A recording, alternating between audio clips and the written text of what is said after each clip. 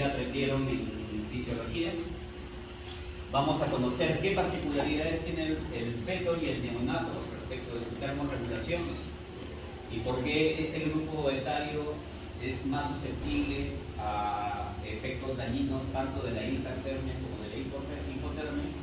Vamos a definir el concepto de ambiente térmico neutral, que es el concepto que tiene que ver con el manejo de las incubadoras.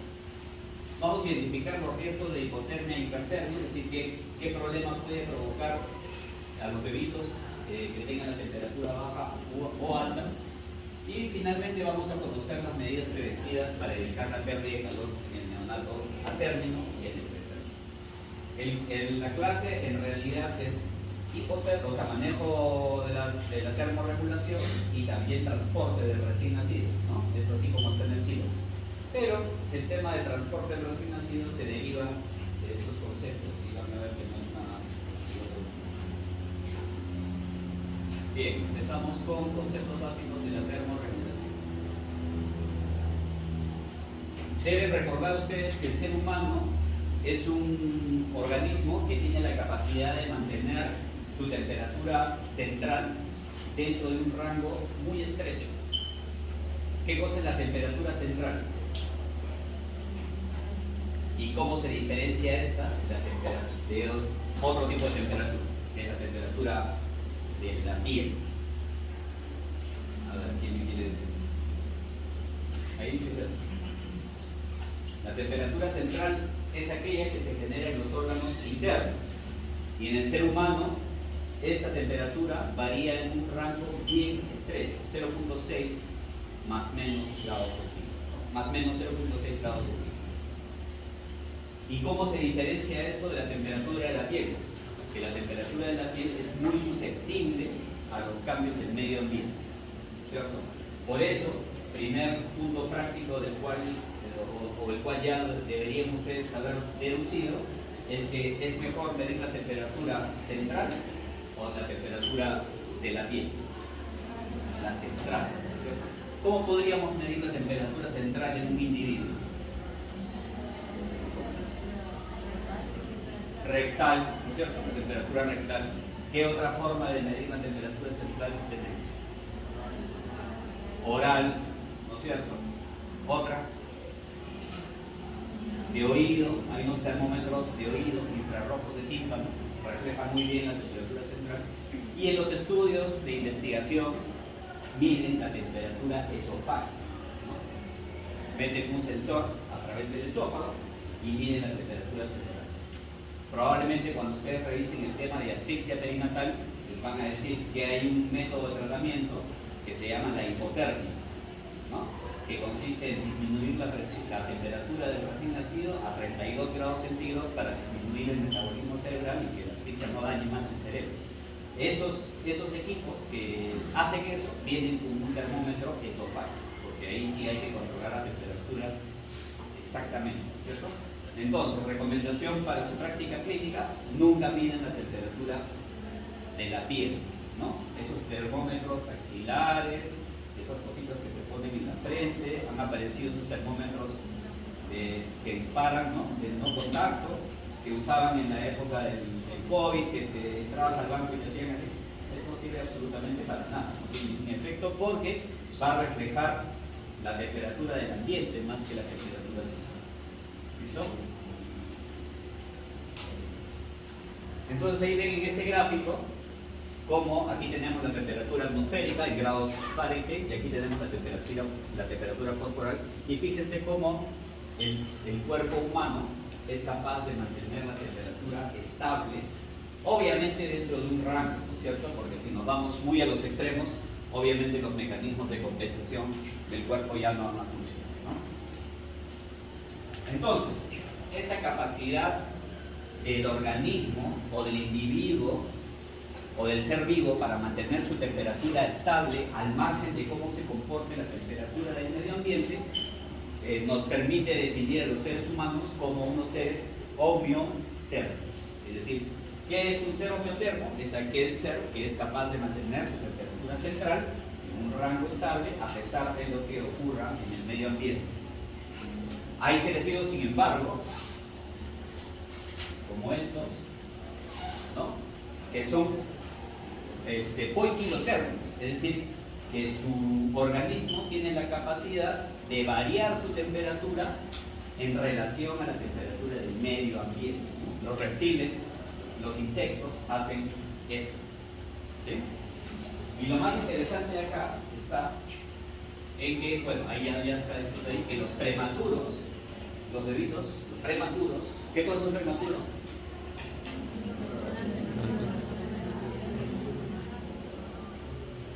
¿A las cuántas semanas? 36. Menos de 37. 37, ¿no? Menos de 37 semanas, es un prematuro, ¿no? Entre 37 y 41 semanas es un recién nacido a término, ¿no? Entonces los recién nacidos prematuros, y mientras más prematuros sean, se van a comportar como individuos poikilotérmicos, es decir, que su capacidad de mantener su temperatura corporal dentro de rangos estables es más baja que la de un bebito a término o comparada con la de un niño o un adulto, ¿sí? Entonces, primer concepto que tienen que sacar aquí es que los prematuros se comportan como individuos poikilotérmicos y por lo tanto tenemos que hacer algo activamente para ayudarlos a mantener su temperatura estable. Ya hemos dicho que el calor del cuerpo proviene de los órganos internos y esta temperatura que se genera producto del metabolismo de los órganos internos se desplaza hacia la piel a través de los vasos sanguíneos, ¿no? De la red capilar.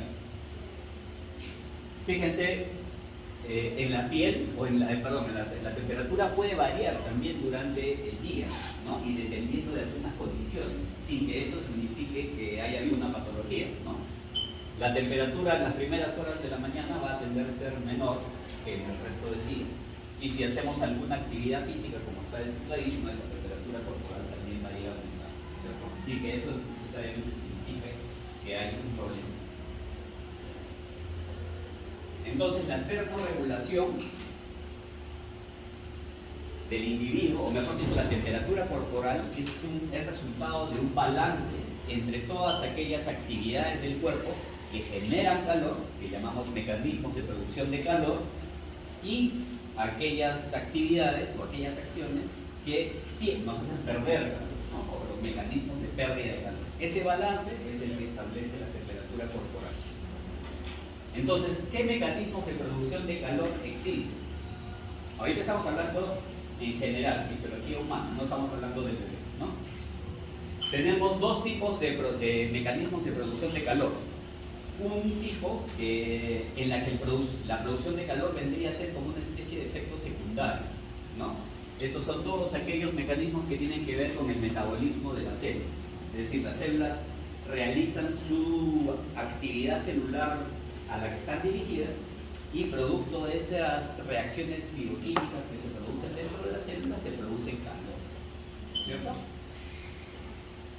Por ejemplo, ahí está el metabolismo basal de las células, el metabolismo celular que se incrementa por la acción de algunas hormonas como las hormonas tiroideas, la testosterona, la hormona del crecimiento, la adrenalina, la noradrenalina.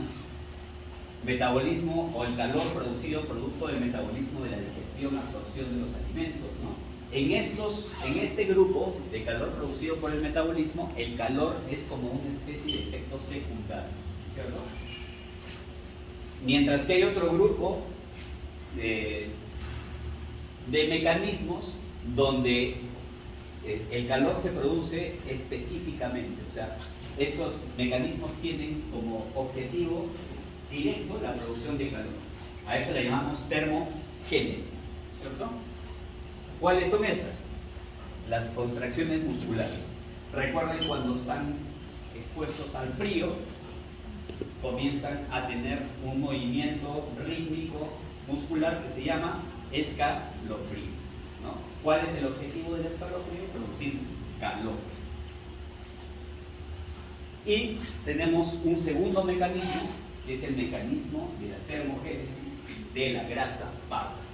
Recuerden ustedes de histología que cuando hablaban del tejido graso les decían que había dos tipos de tejido graso, ¿no? El tejido blanco o la grasa blanca, ¿no? Y la grasa parda. Ahora vamos a hablar de la grasa parda.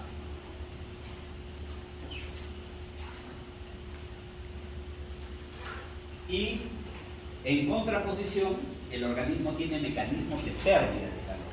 Es decir, tenemos que liberarnos de ese exceso de calor que produce el cuerpo.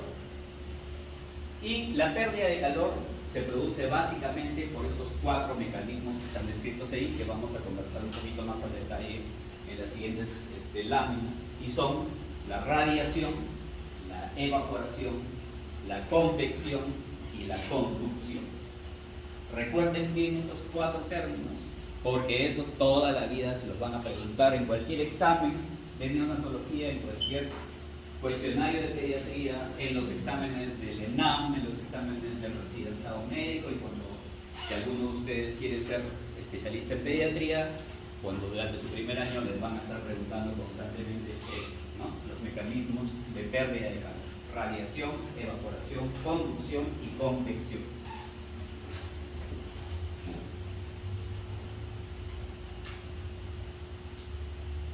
Bueno, esta gráfica les sirve para ver cómo es que el calor del cuerpo se transmite a través de la red capilar hacia la piel.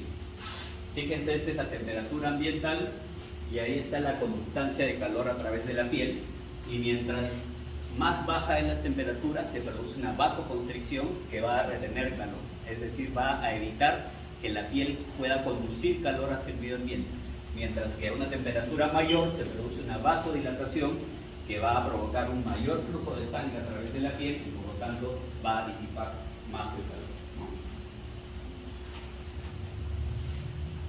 Bueno, este es un gráfico para ayudarles a entender que el calor se disipa a través de esa red capilar, ¿no? Hay un sistema aislante del organismo, como una especie del plástico que rodea a los cables eléctricos, ¿no es cierto? Y que lo conforman la piel y el tejido y la grasa, básicamente, ¿no? Y la grasa blanca. Cuando estudiaron histología les decían que una de las principales funciones de la grasa parda era ser el tejido aislante, ¿no? El tejido que mantiene el calor en el cuerpo. Si bien es cierto, no es un tejido que produzca calor, en teoría, sí la puede conservar, porque aísla el cuerpo, y ustedes ven ahí que la grasa conduce el calor a 1/3 de velocidad más lento que otros tejidos, ¿no?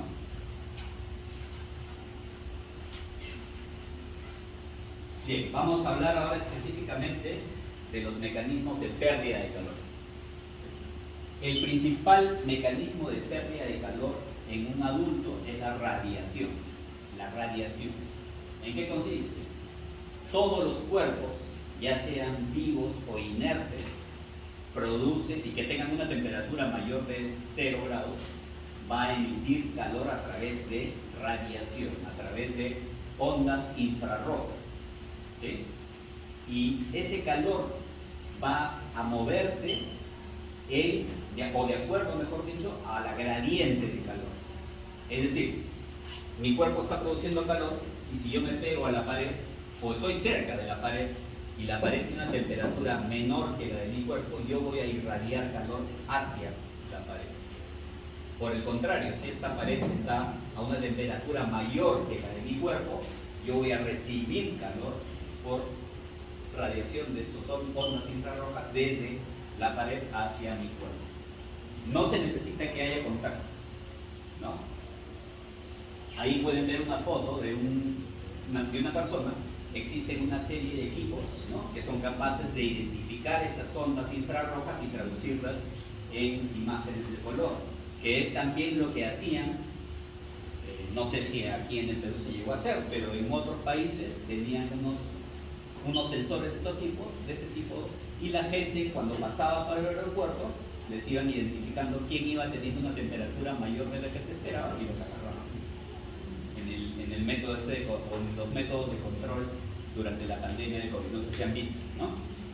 Esto obviamente le permitía, era un método más rápido de identificar de aquellas personas que estaban con temperatura mayor de la que era, ¿no? Entonces eso es radiación. El reposo y en un adulto es el principal mecanismo de pérdida de calor. ¿Alguna pregunta con radiación? No, es bastante simple, ¿cierto? Conducción. Este mecanismo de pérdida de calor sí requiere contacto, ¿no es cierto? Si un cuerpo está en contacto con otro cuerpo y yo estoy produciendo más calor, voy a transmitir ese calor por contacto hacia el cuerpo más frío. En este caso, la olla está a una temperatura mayor y está transmitiendo su calor a las manos del tipo, quemándose el mano, ¿no? Entonces, la conducción a objetos sólidos representa una pérdida del 3% del total del calor que se produce. Hacia el aire, el 15%. Recuerden que cuando si nosotros estamos parados y no hubiese movimiento de aire alguno, alrededor de nuestro cuerpo se produce una especie de colchón de aire que recibe nuestro calor porque está en contacto con nuestra piel. Así también perdemos por conducción hacia el aire. Obviamente también tiene que haber una gradiente de temperatura, o sea, tiene que haber diferencias de temperatura entre ambos cuerpos, ¿no? Si ambos cuerpos están en la misma temperatura, obviamente no va a haber desplazamiento del calor. Convección. Para entender convección es lo mismo que conducción, es decir, mi cuerpo transmite calor hacia este colchón de aire que me rodea, y si hay corrientes de aire, estas corrientes de aire van a movilizar el aire que me rodea y va a reemplazar ese colchón que tenía por otro de aire más frío, y yo voy a seguir transmitiendo el calor hacia ese colchón de aire, ¿cierto? Eso se llama convección. Es así como funcionan los ventiladores, ¿no es cierto? Los ventiladores movilizan el aire y por lo tanto constantemente nuestro cuerpo está en contacto con ráfagas de viento que están a menor temperatura, ¿no? Y así perdemos calor. La convección también puede darse en ambientes líquidos, o sea, si yo estoy sumergido en el agua y hay corrientes de agua, yo voy a transmitir mi calor a esas masas de agua que están movilizándose a través del vapor. Inclusive en ambientes líquidos, la pérdida de calor es mayor que en ambientes, digamos, aéreos, ¿no?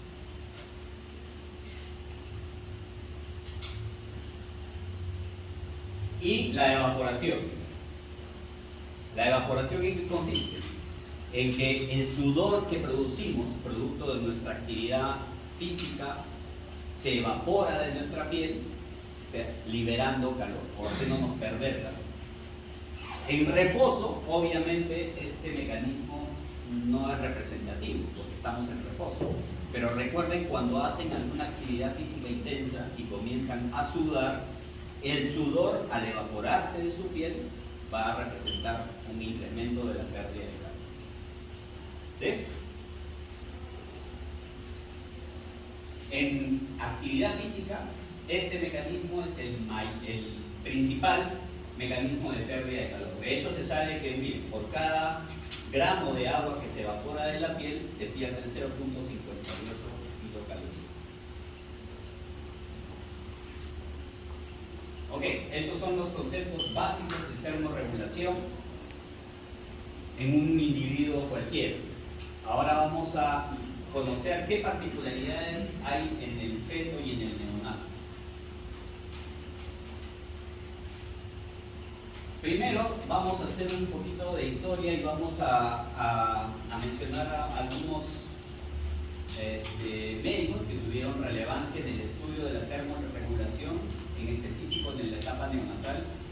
Sorano de Éfeso es un griego, que es el primero que en sus textos de medicina, obviamente en esta época no existía la neonatología y los neonatos se morían, los prematuros se morían casi todos, ¿no es cierto?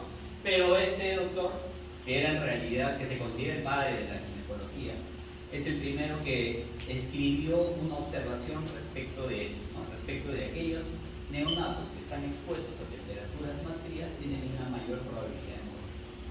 ¿Ya? Este es Pierre Boudin, es un francés que escribió un libro muy relevante que se llama The Nursling, que vendría vendría a ser como el cuidado del neonato, y es el primero que define la importancia radical del control de la temperatura en el cuidado de los recién nacidos, ¿no? Y es ahí cuando empiezan a usar las primeras incubadoras, ¿no? Que son incubadoras hechas con madera, ¿no? Eran cajones de madera, ¿no? Obviamente se han ido perfeccionando cada vez más, pero bueno, él es el que por primera vez tomó, digamos, algunas acciones en el sentido del control de la temperatura en el neonato. Y este doctor es un doctor que ustedes van a escuchar nombrar siempre en neonatología, porque es el doctor Silverman. ¿Recuerdan el score de Silverman? ¿No es cierto? Y Anderson para el diagnóstico o la clasificación del síndrome de estrés respiratorio. Él es el doctor Silverman, y él hizo trabajos muy importantes respecto no solo del control de la temperatura, sino de la importancia de la humedad. Por eso es que las incubadoras no solamente mantienen o generan calor, sino que humidifican el aire, y eso disminuye aún más las pérdidas de calor. ¿Okay? ¿Por qué es importante? O sea, ¿por qué digamos, prestamos tanta atención en la etapa neonatal a la temperatura? Fíjense, ahí les estoy poniendo algunos datos de algunos estudios grandes, ¿no? Hay un estudio inglés, que es el EPIQ. Fíjense que aún en nuestros tiempos, ese es un estudio un poco ya antiguo, pero es del siglo XXI, o sea, del 2000 para adelante. Y fíjense que aún en esta época en la que ya tenemos un conocimiento importante de que es necesario controlar temperatura y sabemos cómo hacerlo, aún en nuestras épocas, 40% de los prematuros que tienen que ingresar a una unidad de cuidados intensivos lo hacen en condiciones de hipotermia, ¿no? Y fíjense aquí, en esta gráfica tienen el peso al nacer, 1500 y menos de 500, y aquí tienen el porcentaje de pacientes que tienen alteraciones respecto de su temperatura.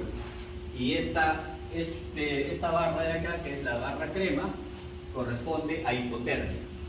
Fíjense entonces que mientras menor es la temperatura mientras menor es el peso de nacimiento, mayor es la probabilidad de que desarrolle hipotermia. ¿Ok? Entonces, eso demuestra que lo que les decía hace un rato, que los prematuros son más propensos a la hipotermia. Cuando el feto está dentro de la panza de la mamá, ¿qué dirían ustedes? ¿De dónde proviene el calor? ¿Quién produce más calor? ¿El feto o la mamá? ¿Quién le pasa su calor? ¿A quién? ¿La mamá al feto o el feto a la mamá? La mamá al feto. Mal.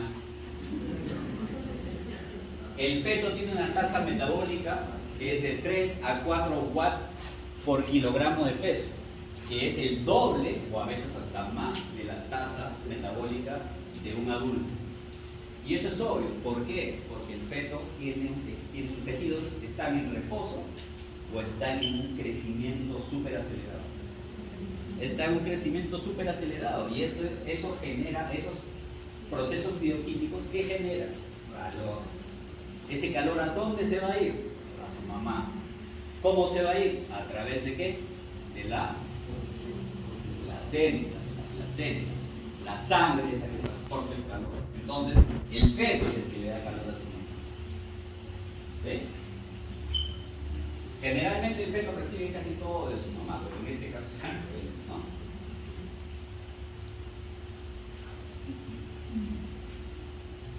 Entonces, los mecanismos de producción de calor o termogénesis son los mismos que los del adulto. Estamos hablando de un recién nacido. O sea, un recién nacido produce calor igual que un adulto. No, si se lo pregunto es porque no, ¿cierto? Entonces, ya esto lo vamos a pasar por alto, porque esto ya lo hemos revisado hace un ratito, solamente es para recordar. Pero he remarcado aquí los escalofríos, porque los escalofríos es el principal método de producción de calor de un niño o de un adulto cuando está expuesto a condiciones de hipotermia, ¿no? Pero en el recién nacido esto no es posible. Los recién nacidos nunca van a ver a un recién nacido con escalofríos. Los recién nacidos no tienen escalofríos. ¿Por qué? Porque masa muscular todavía es muy pequeña comparada con la del adulto y en proporción al resto de su cuerpo, y su control neurológico también es deficiente. Por lo tanto, no van a ver a un recién nacido con escalofríos, nunca. Por eso, en inglés, ¿cómo se dice escalofríos? Shivering, ¿no es cierto? Si ustedes revisan la literatura anglosajona respecto a este tema, ellos no dicen producción de calor de la grasa parda, ellos dicen non-shivering thermogenesis. Ustedes hablan de termogénesis, no por escalofríos. O sea, es tan importante ese acápite que inclusive van en los títulos de los temas, ¿no? Nosotros no usamos ese tema, pero sí debo recalcarles que en los recién nacidos no hay producción de calor por escalofríos. Los recién nacidos producen calor, o su método de producción más importante es el metabolismo de la grasa parda. ¿Okay? Entonces ahora sí valdría la pena revisar qué cosa es la grasa parda.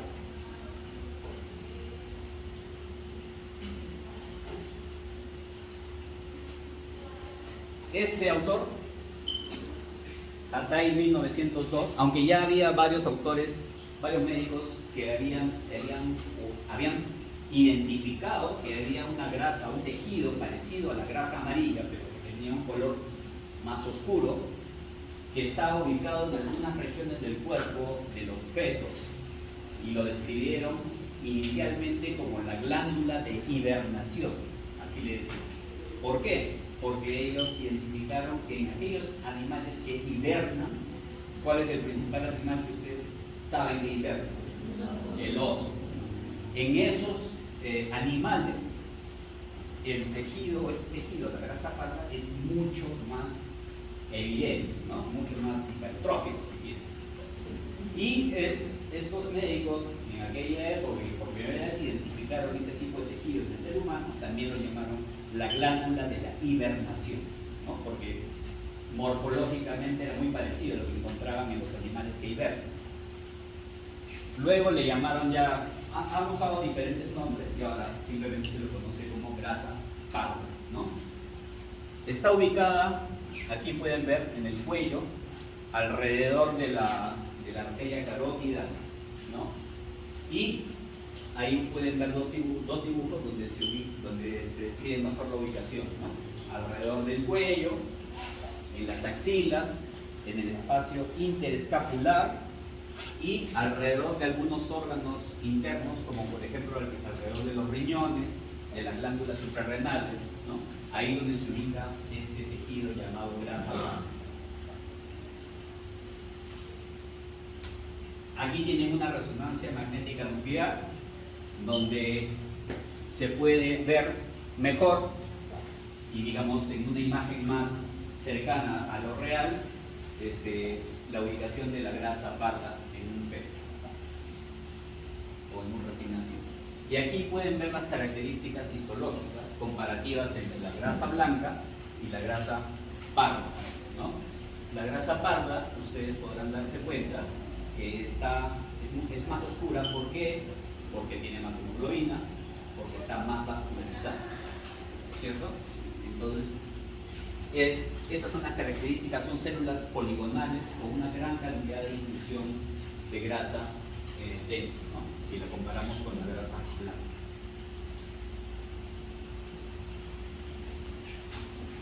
La grasa parda es más evidente en los recién nacidos y de acuerdo a los estudios patológicos que se han hecho, se ha podido observar que en la medida en que el individuo va ganando más edad, la grasa parda se va haciendo menos relevante, ¿no? Pero no desaparece por completo. Inclusive hay autopsias de ancianos donde se han encontrado vestigios de grasa parda, ¿no? Pero es mucho más evidente en los recién nacidos. Más o menos hasta los 9 meses es cuando existe de una forma intensa, ¿no?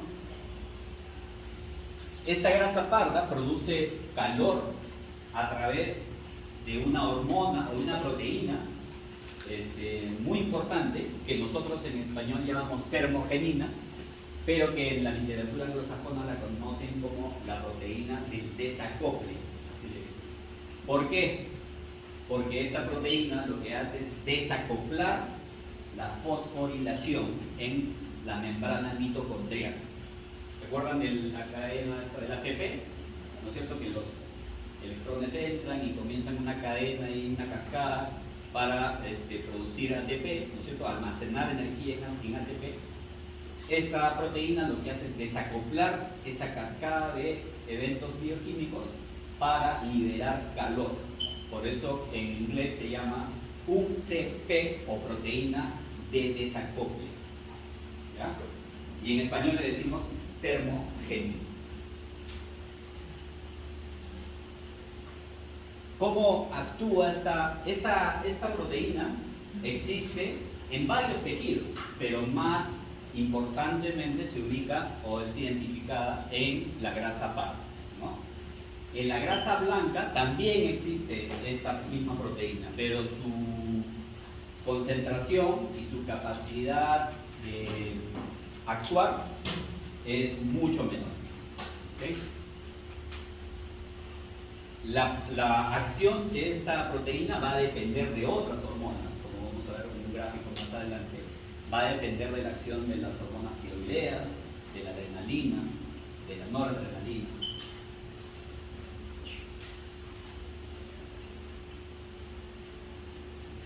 Aquí pueden ver un esquema donde se explica la termogénesis, lo que les decía, non-shivering termogénesis, ¿no? O sea, la termogénesis no relacionada a el escalofrío.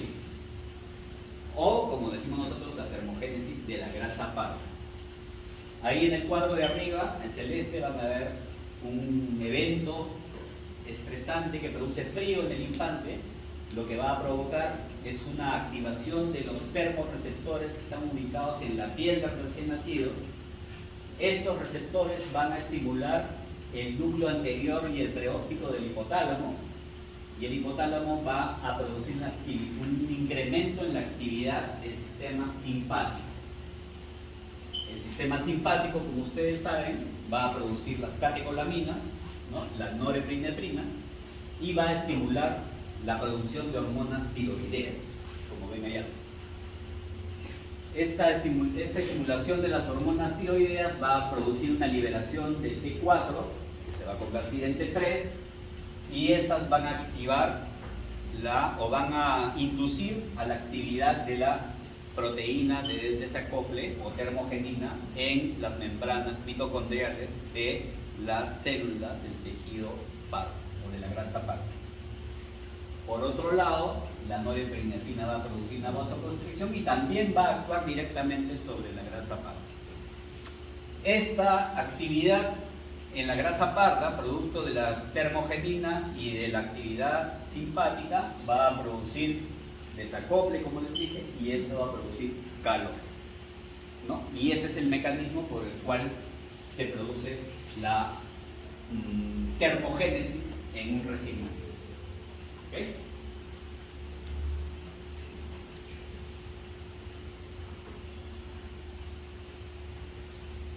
¿Por qué entonces los prematuros, mejor dicho, son más propensos a sufrir hipotermia si en teoría deberían tener la termogénesis, ¿no? Para producir calor? Se ha identificado la grasa parda en prematuros tan extremos como de 25 semanas. Es decir, a partir de las 25 semanas ya sabemos que tienen grasa parda. El problema está, también sabemos que tienen termogenina. El problema es que la actividad de esa termogenina es insuficiente. Si quieren, es inmadura. Por lo tanto, su producción de calor a través de la termogénesis en la grasa parda está disminuyendo. ¿Sí? Como dice ahí, la termogénesis es ineficiente. Entonces, ya sabemos que el feto, qué particularidades tiene la producción de calor, y ya sabemos que los prematuros, sus mecanismos de producción de calor son muy deficientes y por lo tanto son más propensos a hacer hipotermia porque no pueden producir calor en forma espontánea, ¿cierto? Pero no solo eso, sino que además también tienen una mayor pérdida de calor.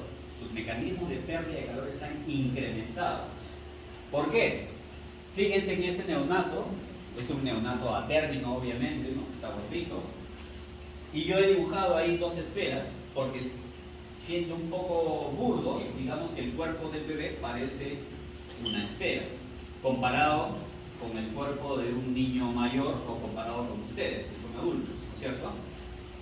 ¿Y esto qué quiere decir? Que su cuerpo está más expuesto al medio ambiente, ¿no? Y su superficie corporal que está expuesta es mayor en proporción al resto de su cuerpo, ¿no? Y por lo tanto, si hay más piel o más superficie corporal expuesta al medio ambiente, su pérdida de calor o sus mecanismos de pérdida de calor van a ser mayores, ¿no es cierto? Primera, esa sería la primera, digamos, particularidad del neonato, ¿no es cierto? Segunda particularidad, que el grosor de su piel es directamente proporcional a la edad gestacional. ¿Qué quiere decir eso? Que a mayor edad gestacional, el grosor de su piel es mayor también, ¿no es cierto? ¿Y qué le da grosor a la piel? La grasa. ¿Cuál grasa? La grasa amarilla, ¿no es cierto? Por lo tanto, mientras menos edad gestacional, menos grosor de piel, y si es menos gruesa su piel, va a perder su capacidad de aislar el calor, es menor, por lo tanto va a perder más calor. Segundo, ¿no es cierto? Tercera particularidad, el recién nacido no nace como en las películas, ¿no? Limpiecito, ¿no? El recién nacido nace cubierto de sangre, de líquido amniótico, de heces, se orina, ¿no? Y ese líquido que está sobre su piel se va a evaporar. Y yo les dije que la evaporación es un método de pérdida de calor. Y es el método más importante de pérdida de calor en un recién nacido. Yo les había dicho que en el adulto el principal método de pérdida de calor, ¿cuál era? La radiación. Pero en los recién nacidos el principal método de pérdida de calor es la evaporación.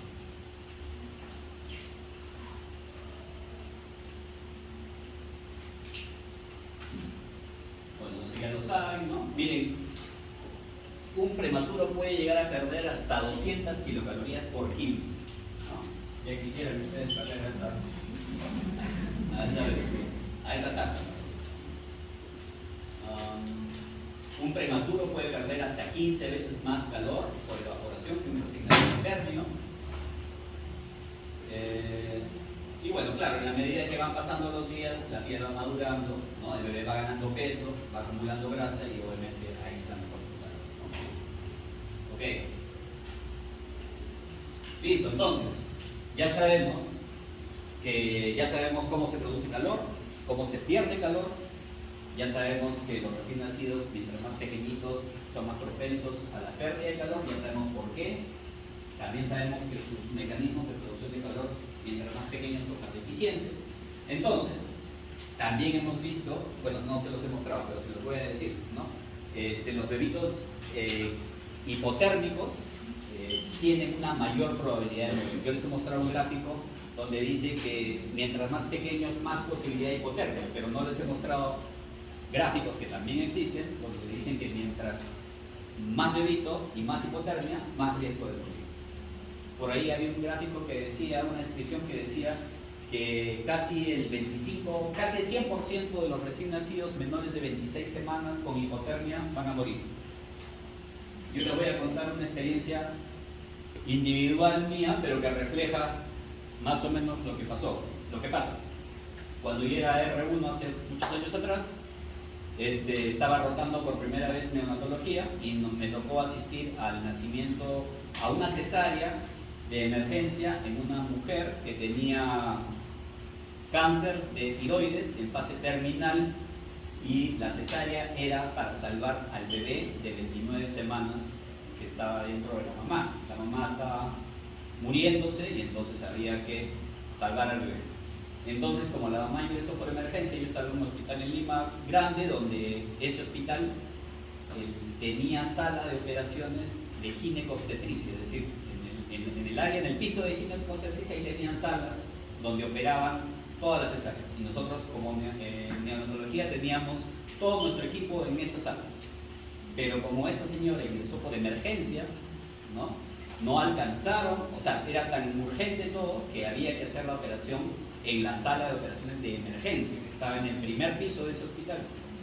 Neo estaba en el cuarto piso, ¿no? Entonces tuvimos que bajar con todas nuestras cosas, con lo que pudimos, ¿no? Para atender ese bebé de 29 semanas.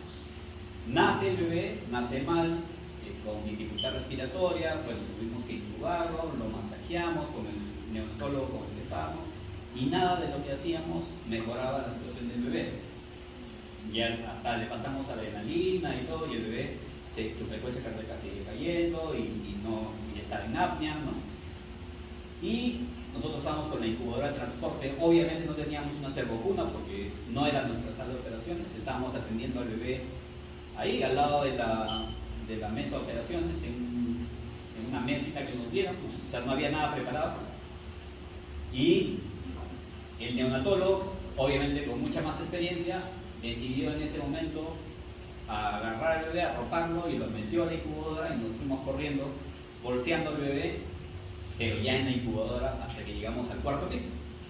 Yo dentro de mí, inexperto, iba pensando, este bebé va a llegar muerto, porque obviamente es diferente bolsearlo en un ambiente donde el bebé está echado y tú estás bolseando, a que estés corriendo al lado de la incubadora bolseando al bebé, ¿no es cierto?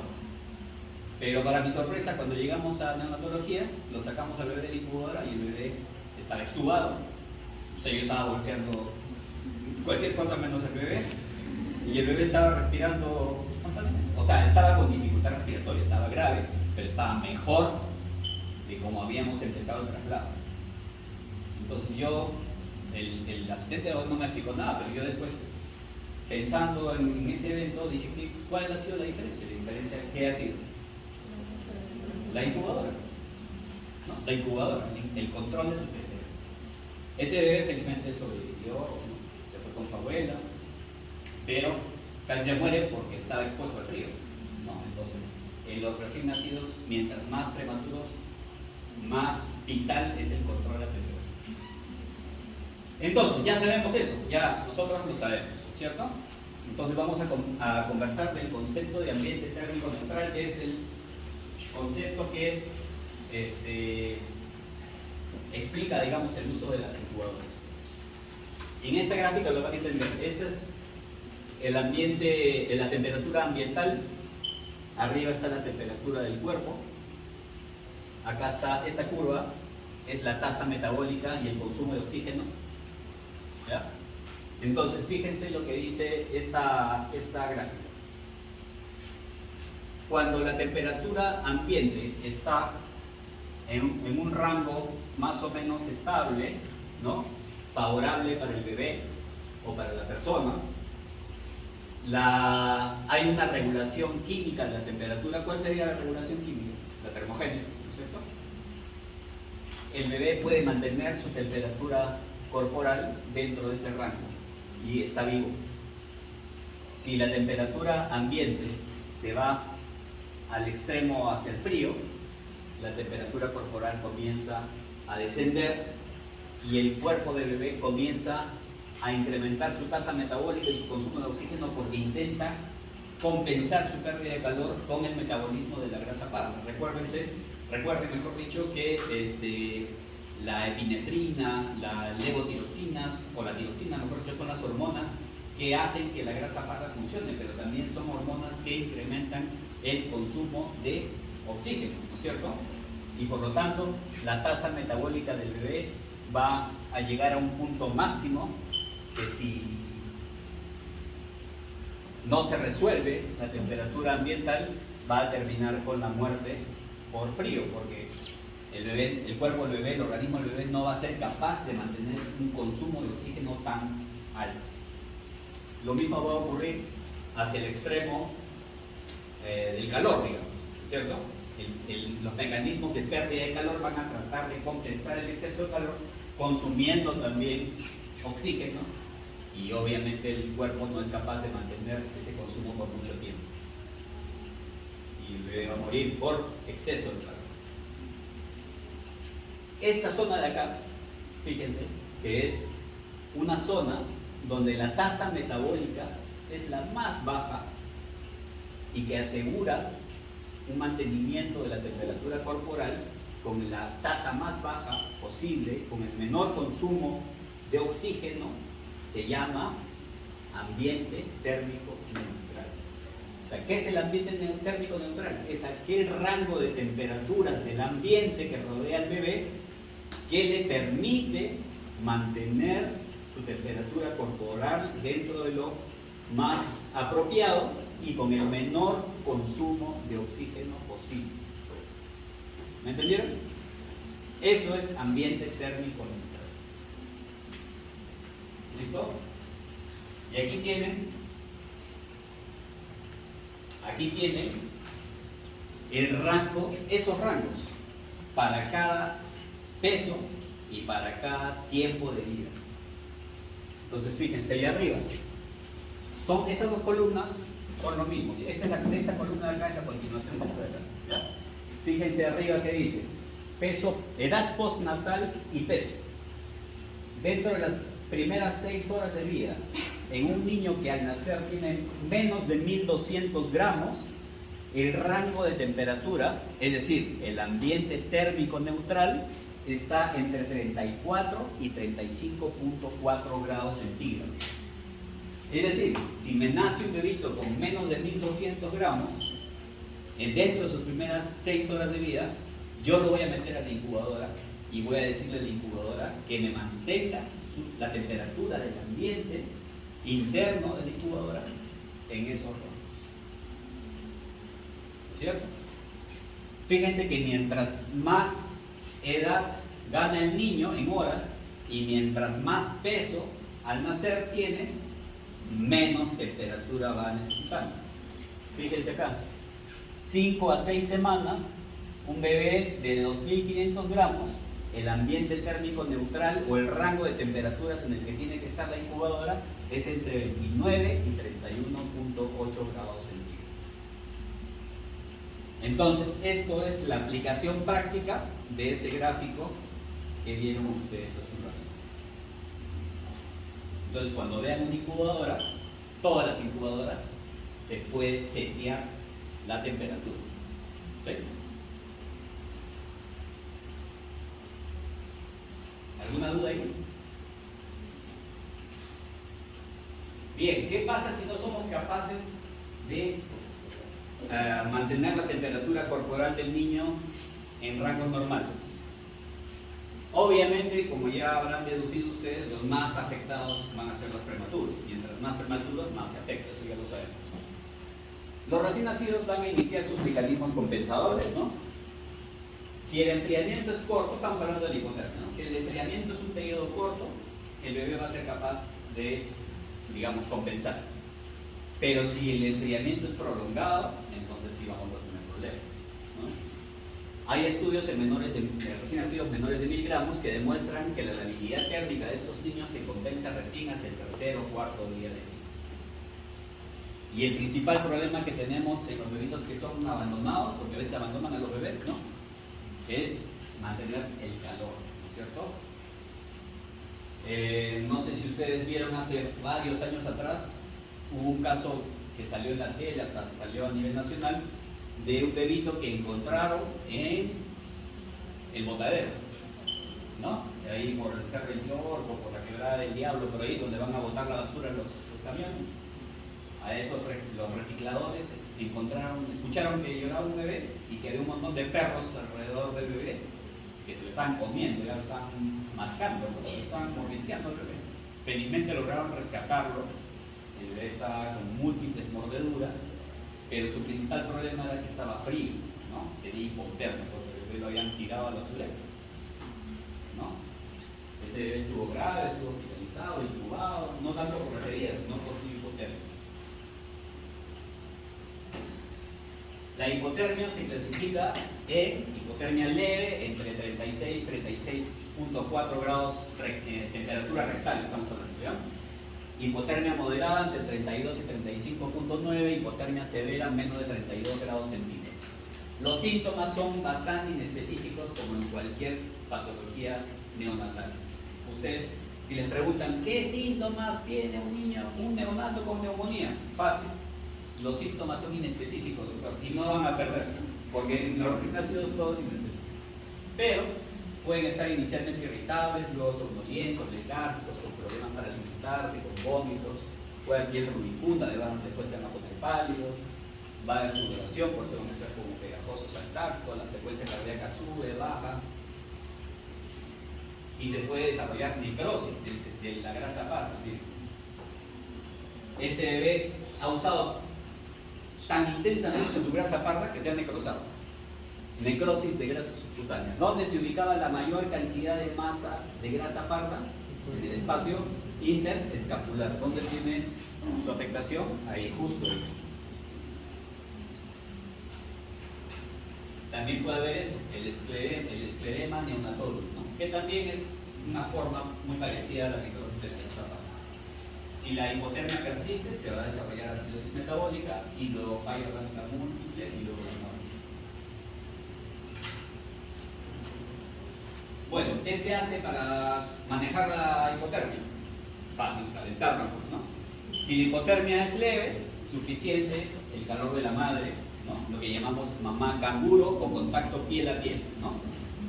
Hay varios estudios que demuestran que apenas nace el bebé, lo secas, lo pones encima del pecho de la mamá, desnudos ambos, y el bebito va a controlar su temperatura de una forma más eficiente que si lo separas de la mamá y lo abrigas. ¿Sí? Obviamente, si la hipotermia va progresando, se hace moderada, se hace grave, habrá que meterlo pues, en un incubador, ¿no? Y el incremento de la temperatura tiene que ser gradual, tampoco podemos calentarlo pues, muy rápidamente, ¿no? Hay casos en los que es necesario quitarle la alimentación, principalmente si tienen vómitos, etc., ¿no? Pero lo más importante es calentar, ¿no?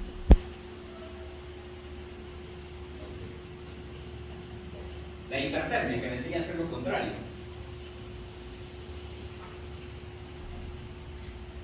A diferencia, ¿en qué piensan ustedes cuando alguien tiene fiebre? O sea, no sé, su hermana le dice, tu sobrino tiene fiebre, tiene 40 de temperatura, tiene un niño de 5 años. ¿En qué piensan? ¿Cuál es su explicación? Tiene una infección. No hay pierde casi. Si el niño tiene fiebre, casi siempre tiene una infección. Eso es válido en cualquier edad menos en la edad neonatal. ¿Ya? Los neonatos que tienen infección demostrada con cultivos positivos, casi ninguno hace fiebre. Lo que hacen más bien es hipotermia. ¿Ya?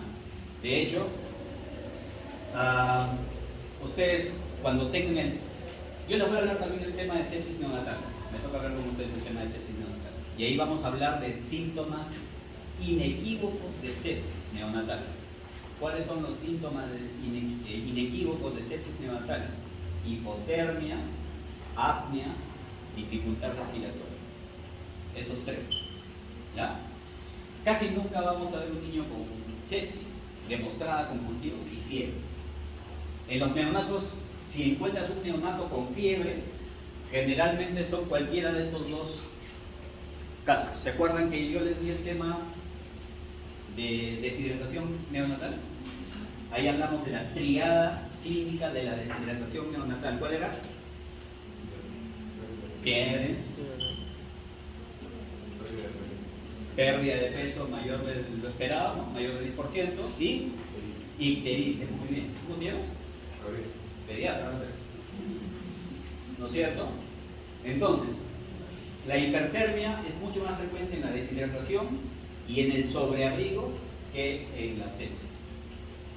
Si a emergencia les llega un bebito con fiebre, un neonato con fiebre, piensen en esas dos cosas antes de estar pensando en infección, antes de ponerle antibióticos y todo. El sobreabrigo, no van a creer, pero muchas veces es algo bastante frecuente. Vienen a la emergencia con fiebre y el bebé está envuelto en 5 mantas, le mide la temperatura, está con 40, le quitas las mantas, lo dejas descansar 5 minutos y el bebé se le pasó la fiebre, ¿no? El sobreabrigo es, principalmente en estas épocas del año, es bastante frecuente. Y también a veces sucede que Las mujeres que han sido sometidas a cesárea y les han colocado anestesia epidural pueden presentar fiebre, y el bebé también nace con fiebre. Cuando hagan su internado van a ver que cuando reciben a los bebés de la cesárea, si les toman la temperatura, la enfermera les dice: doctor o doctora, el bebé está con fiebre, 38.5. Obviamente no vas a pensar inmediatamente en una infección. Lo que hacemos es decirle: espérate media hora y le vuelves a tomar la temperatura. Le vuelven a tomar la temperatura y el bebé está normal. ¿Por qué es eso? El efecto de la anestesia que le colocan a la mamá. De todas formas, está demostrado que la hipertermia va a incrementar el riesgo de daño neurológico y convulsiones en el neonato. El manejo de la hipertermia, a propósito, ¿cuál es la diferencia entre hipertermia y fiebre? ¿O es lo mismo?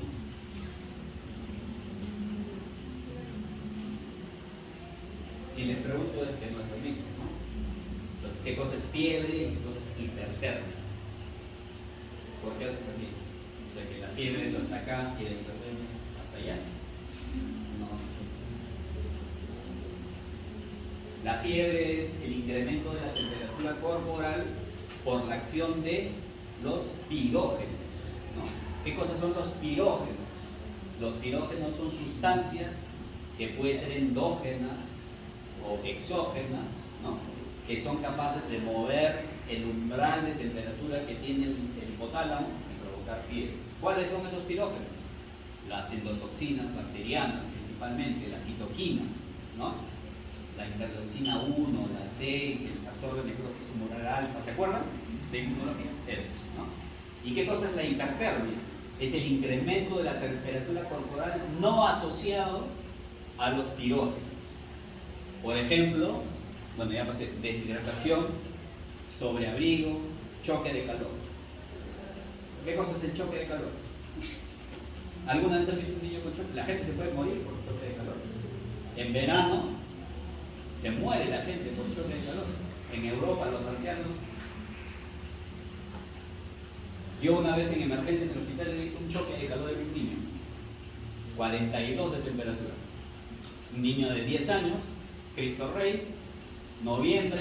¿Qué pasa en noviembre en el Cristo Rey? Festival de Cristo Rey, ¿no? Olimpiadas. Y el chiquito tenía que bailar, y parte del baile, o sea, el disfraz del baile era estar pintado, ¿no? Su piel estaba pintada. Y utilizaron una pintura que selló los poros, y el niño estaba saltimbanqueando ahí bajo el sol en octubre, noviembre, y le dio un choque de calor. No podía perder el calor, ¿por qué? Por evaporación, como decía, no podía sudar. El chico llegó a la emergencia con 42 de temperatura.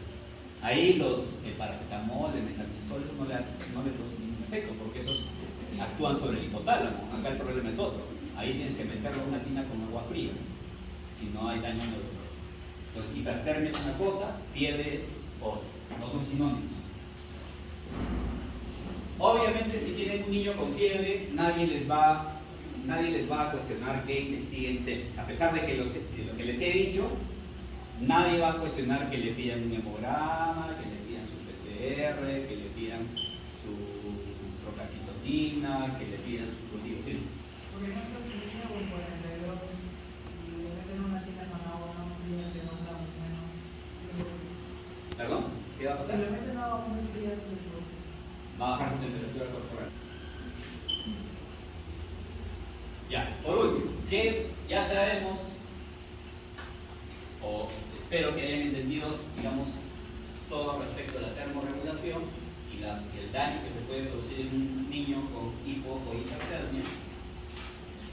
Y ahora ya sabiendo eso, vamos a comentar cuáles serían las medidas que tenemos que tomar para evitar la hipotermia o el exceso de pérdida de calor en un recién nacido.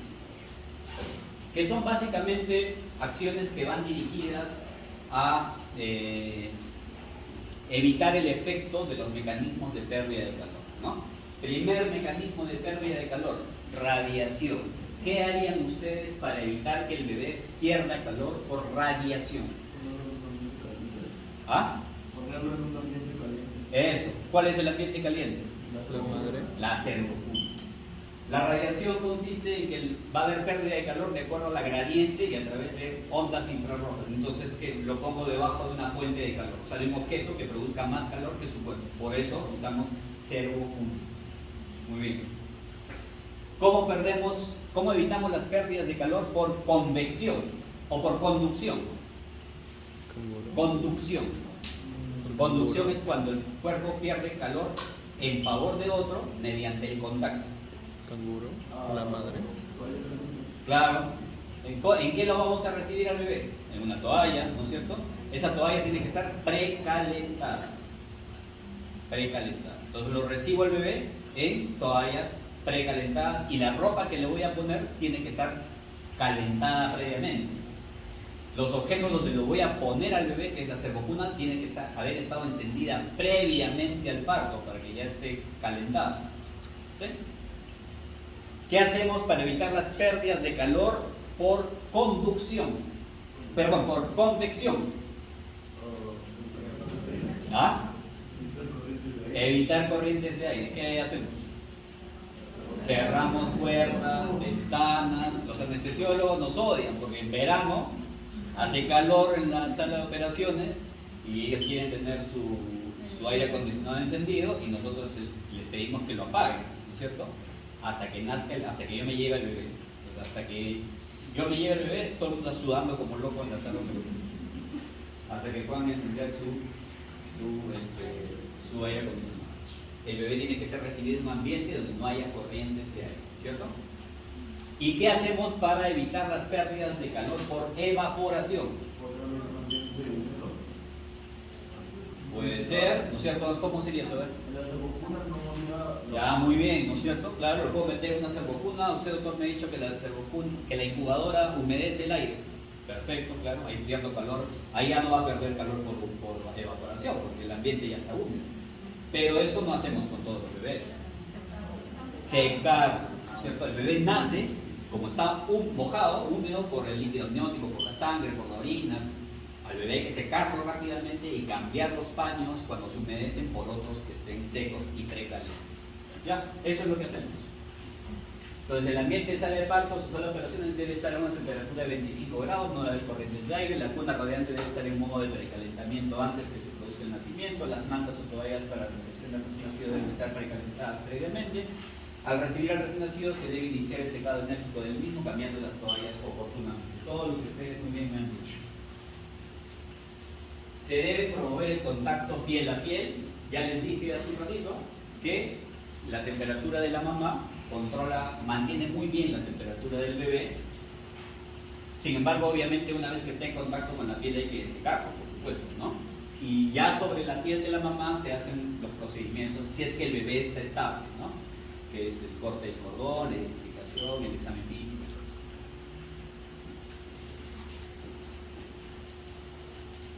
En los prematuros, sin embargo, mientras más prematuros, más relevante es esta recomendación, se hacen algunas observaciones respecto de lo que ya hemos conversado. Los recién nacidos extremos, de términos extremos, menores de 1200 gramos o menores de 32 semanas, apenas nacen, los introducimos dentro de una bolsa de polietileno. ¿Para qué? Sin secarlos. ¿Para qué? Para que en ese ambiente hermético, obviamente dejamos la cabeza fuera, para que en ese ambiente hermético el bebé no pierda calor por evaporación, que es lo que dice su compañero. No lo puedo meter en un incubadora porque tengo que hacerle procedimientos, entonces lo meto en una bolsa de polietileno. ¿Sí? Obviamente este estéril. Y no es una bolsa chismosa con la que van a comprar el pan, es una bolsa de polietileno. Ya, no es especial, pero es esas bolsas Ziploc. No sé si conocen esas bolsas para guardar los alimentos en ese. Son un polietileno más grueso, se hace esterilizar y ahí se lo mete al bebé.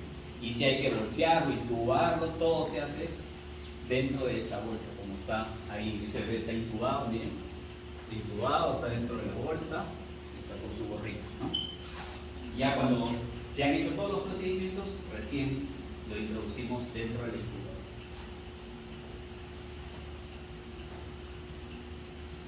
Entonces, en la unidad de cuidados intensivos debe permanecer idealmente en una incubadora de doble pared con control de temperatura en modo servocontrol, ahí vamos a conversar de eso y con humedad controlada. Si se requieren realizar procedimientos, debería ser una radiante. Cuando sea posible, realizar la técnica de tomar canguro, ¿no? Ok, hay un poquito de historia. Miren, la primera maternidad del mundo, 1814, la maternidad del Royal Port no es Londres, es una ciudad inglesa también, no me acuerdo cuál. Los bebitos están en los puntos, ¿no?